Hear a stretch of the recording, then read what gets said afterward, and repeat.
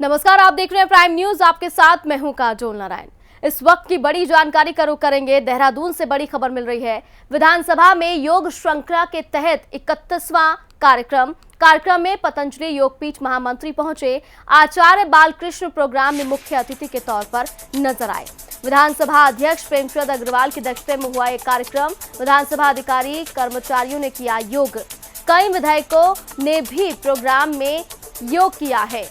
ये बड़ी जानकारी इस वक्त मिल रही है। विधानसभा अध्यक्ष प्रेमचंद अग्रवाल की अध्यक्षता में ये कार्यक्रम हुआ है। विधानसभा के अधिकारी कर्मचारियों ने योग किया है। कई विधायकों ने भी प्रोग्राम में हिस्सा लिया और योग किया। तो विधानसभा में योग श्रृंखला के तहत 31वां कार्यक्रम में पतंजलि योगपीठ महामंत्री पहुंचे। आचार्य बालकृष्ण प्रोग्राम में मुख्य अतिथि के तौर पर रहे। विधानसभा अध्यक्ष प्रेमचंद अग्रवाल की अध्यक्षता में यह कार्यक्रम हुआ है। तो विधानसभा के अधिकारी कर्मचारियों ने भी योग किया। ये बड़ी जानकारी इस वक्त की मिल रही है। कई विधायकों ने भी प्रोग्राम में हिस्सा लिया और योग किया। बड़ी जानकारी इस वक्त की देहरादून से मिल रही है। विधानसभा में योग श्रृंखला के तहत 31वां कार्यक्रम किया गया। कार्यक्रम में पतंजलि योगपीठ महामंत्री पहुंचे। आचार्य बालकृष्ण प्रोग्राम में मुख्य अतिथि के तौर पर नजर आए। इसके साथ साथ बात की जाए विधानसभा अध्यक्ष प्रेमचंद अग्रवाल की, तो उनकी अध्यक्षता में यह कार्यक्रम हुआ है। विधानसभा के अधिकारी कर्मचारियों ने योग किया है। तो कई विधायकों ने भी प्रोग्राम में हिस्सा लिया और योग किया। बड़ी जानकारी इस वक्त की देहरादून से मिल रही है। कार्यक्रम में पतंजलि योगपीठ महामंत्री पहुंचे हैं। आचार्य बालकृष्ण प्रोग्राम में मुख्य अतिथि के तौर पर रहे। तस्वीरें आप देख सकते हैं। विधानसभा अध्यक्ष प्रेमचंद अग्रवाल की अध्यक्षता में पूरा कार्यक्रम हुआ है। विधानसभा के अधिकारी कर्मचारियों ने योग किया है। 31वां कार्यक्रम था ये। कई विधायकों ने प्रोग्राम में योग किया। तो विधानसभा में योग श्रृंखला के तहत 31वां कार्यक्रम सोशल डिस्टेंसिंग के साथ कार्यक्रम में पतंजलि योगपीठ महामंत्री पहुंचे। आचार्य बालकृष्ण प्रोग्राम में मुख्य अतिथि के तौर पर नजर आए हैं और अवार्ड से इन्हें सम्मानित भी किया गया है। सोशल डिस्टेंसिंग का पूरा ख्याल यहां पर रखा गया है। ये तस्वीरें आप देख सकते हैं। विधानसभा के अधिकारी कर्मचारियों ने योग किया है। आचार्य बालकृष्ण मुख्य अतिथि के तौर पर पहुंचे हुए थे। उन्होंने भी यहां पर योग किया और सभी की जो मैट्स हैं वो भी सोशल डिस्टेंसिंग के साथ यहां पर बिछी हुई थी और जिन्होंने अच्छा प्रदर्शन किया योग में उनको अवार्ड भी दिए गए हैं।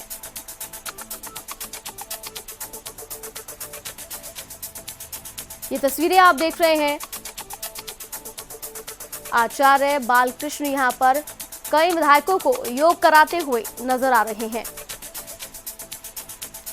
तो विधानसभा में योग श्रृंखला के तहत 31वां ये कार्यक्रम था। कार्यक्रम में पतंजलि योगपीठ महामंत्री पहुंचे और जिन्होंने अच्छा प्रदर्शन किया योग में उनको अवार्ड भी यहां पर दिए गए हैं। आचार्य बालकृष्ण प्रोग्राम में मुख्य अतिथि के तौर पर नजर आए।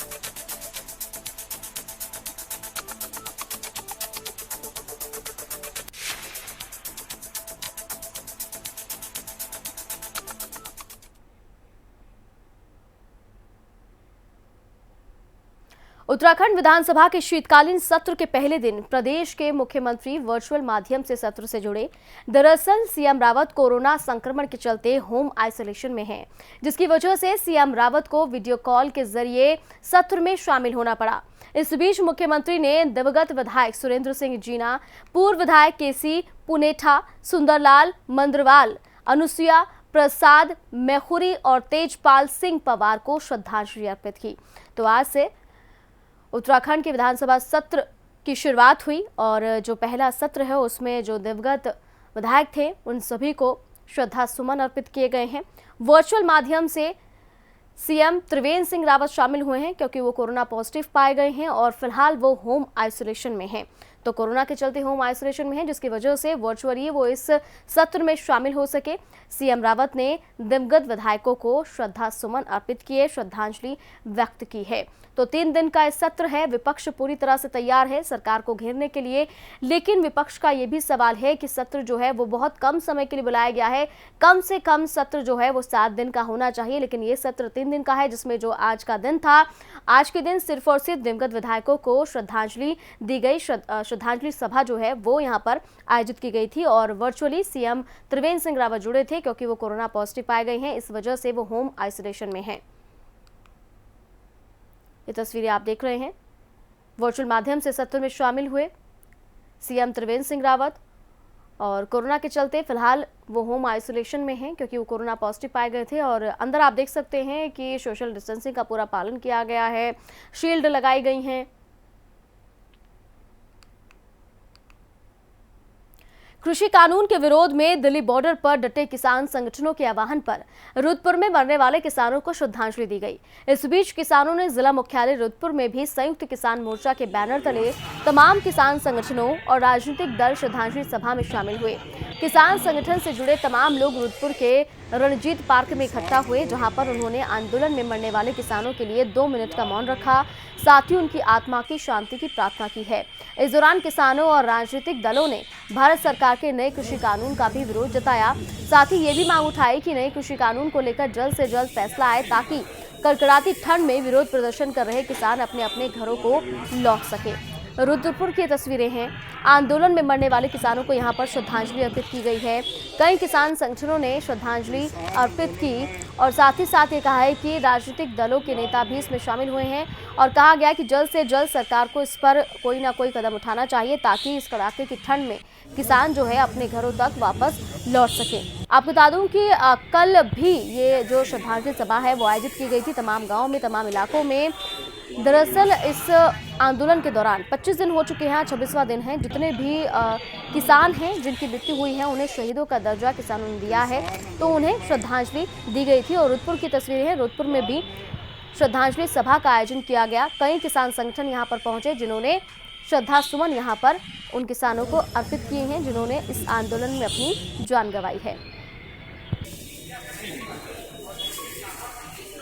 जी पूरे देश में आज किसान आंदोलन में तकरीबन 32 लोग शहीद हो चुके हैं और उनको एक श्रद्धांजलि देने के लिए एक शोक सभा रखी गई थी जो दुनिया के कोने कोने में रखी गई और यहाँ पर भी रुद्रपुर में महाराजा रणजीत सिंह पार्क में एक शांतिपूर्ण परमात्मा के चरणों में अरदास, ये भगवान जो लोग शहीद हुए हैं, माताएं, बच्चे, बुजुर्ग, उनको अपने चरणों में निवास बख्शें और यह दुख सहने की हम सभी को, उनके परिवारों को शक्ति बख्शे।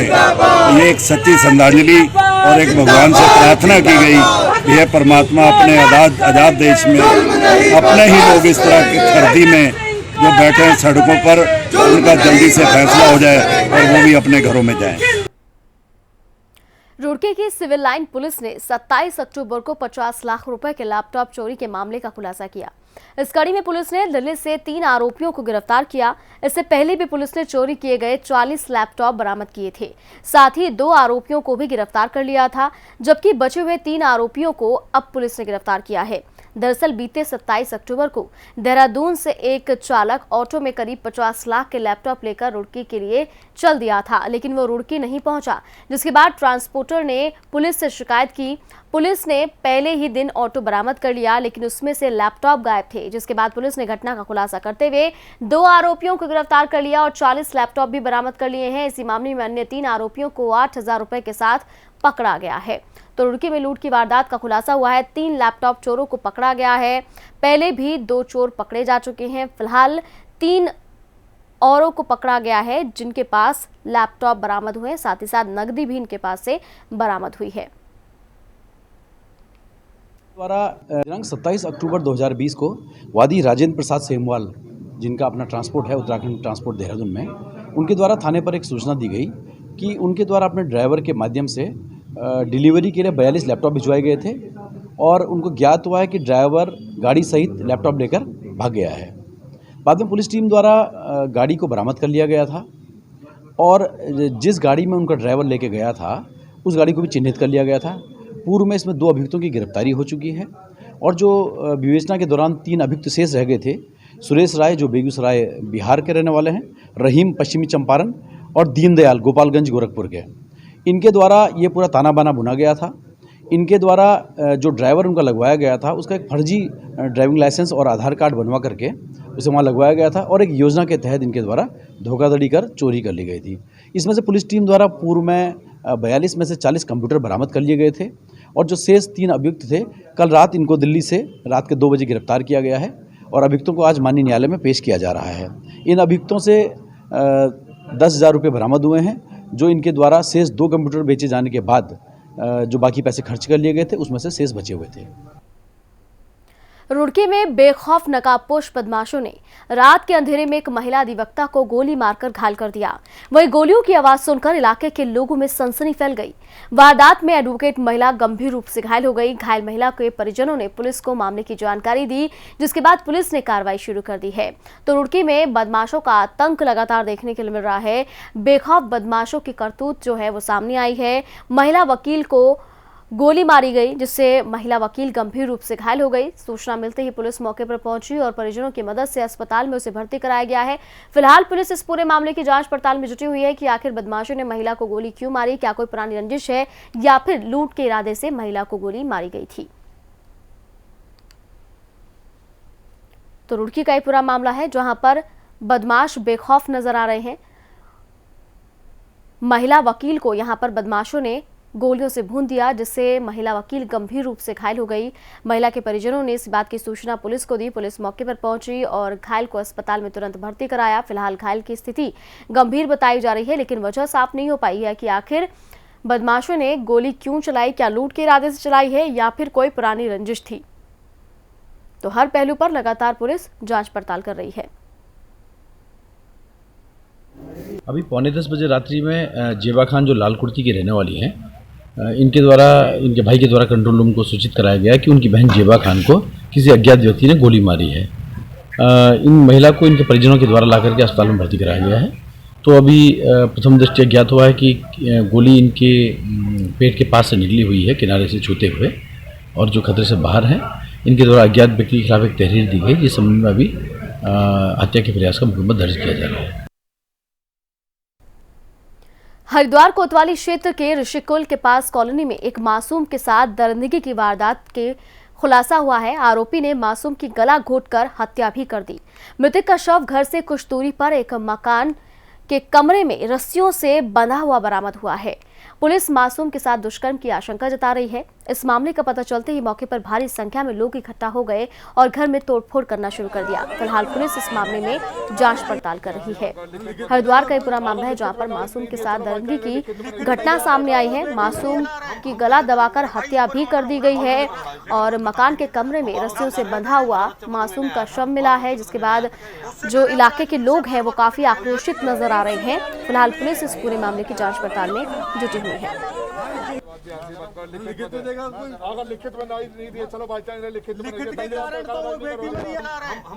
हरिद्वार की तस्वीरें आप देख रहे हैं, जहां पर एक मासूम का गला दबाकर उसकी हत्या कर दी गई है। एक मकान के कमरे में रस्सियों से बंधा हुआ उसका शव मिला है और पुलिस फिलहाल आशंका जता रही है कि मासूम के साथ दरिंदगी की गई, जिसके बाद उसकी हत्या की गई।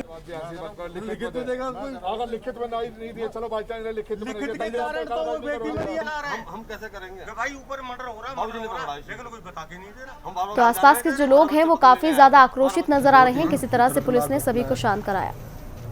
मैं समझता हूँ जिस व्यक्ति ने घटना की है, उसको अंजाम दिया है, उसको सख्त से सख्त सजा मिलनी चाहिए।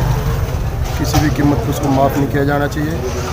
और आज इस घटना को लेकर पूरे शहर के अंदर आक्रोश है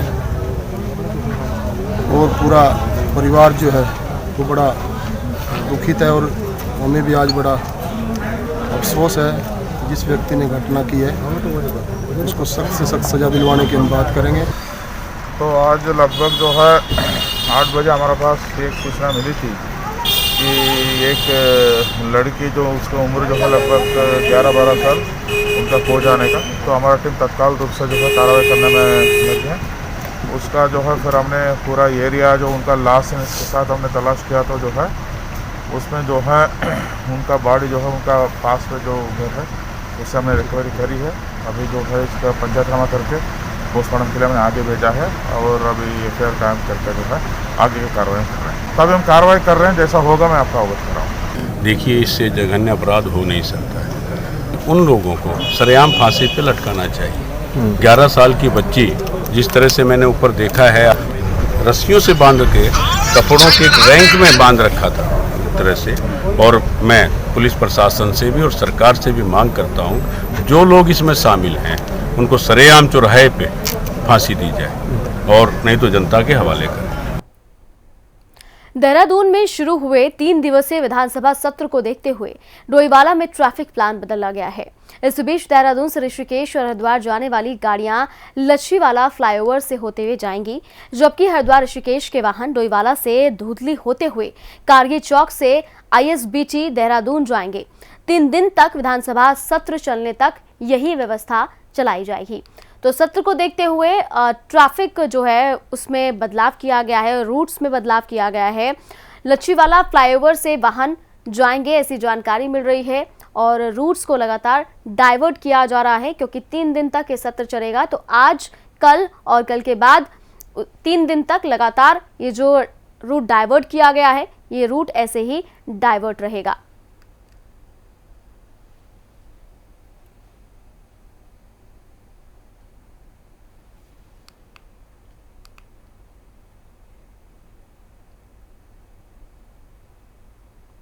इंटरनेशनल स्की फेडरेशन की नंदा देवी स्कीइंग स्लोप ओली में लगी स्नोगन मशीनों में अभी से जंग लगना शुरू हो गया है।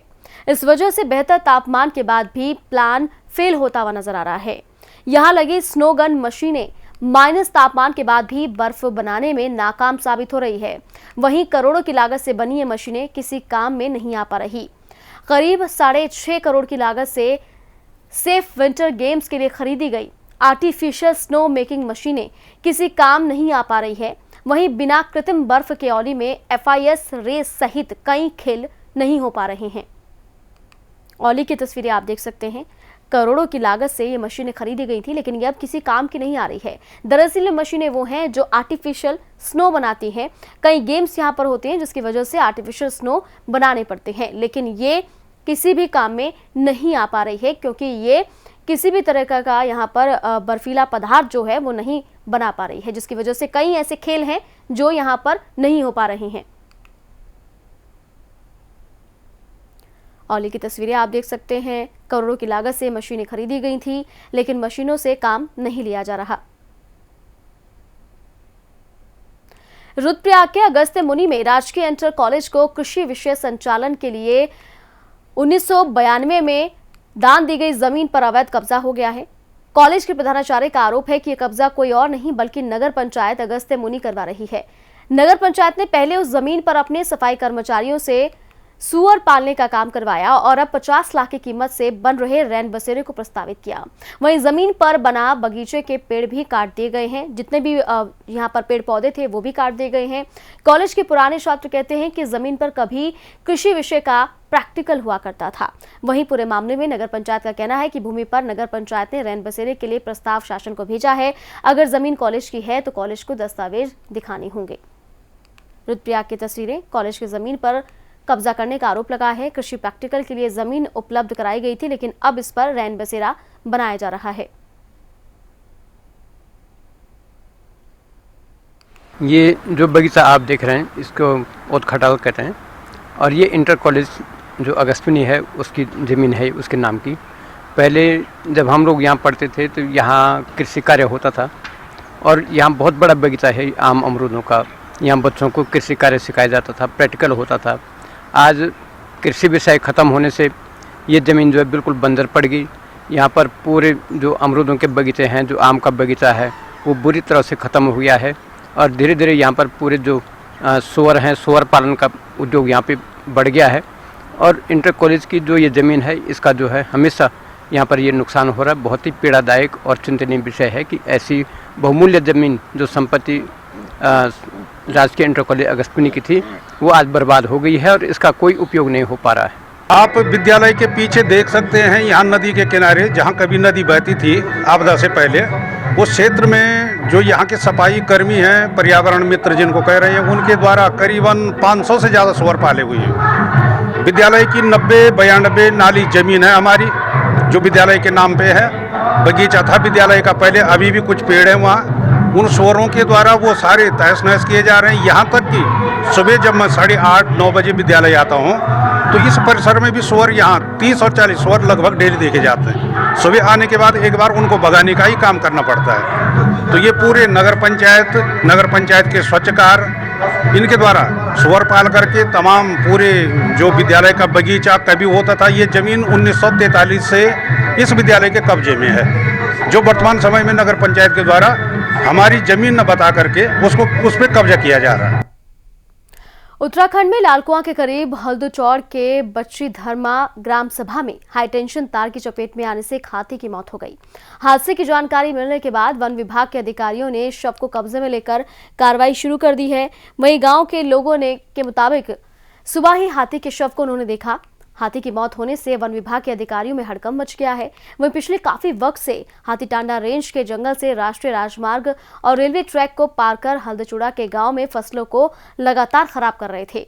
हाथियों ने कई बार राष्ट्रीय राजमार्ग के साथ ही रेल यातायात को भी बाधित किया था। दुर्घटनाओं की आशंकाओं के साथ ही फसलों को हो रहे नुकसान को देखते हुए ग्रामीणों ने कई बार वन विभाग से हाथियों की रोकथाम की मांग की थी, लेकिन वन विभाग ने इस मामले में कोई कार्रवाई नहीं की और उसके बाद अब एक हाथी की मौत हो गई है। लालकुआं की तस्वीरें आप देख सकते हैं। वन विभाग की लापरवाही सामने आई है। लापरवाही की वजह से हाथी की मौत हुई। हाई टेंशन तार की चपेट में हाथी आ गया, जिसकी वजह से हाथी की मौत हो गई है।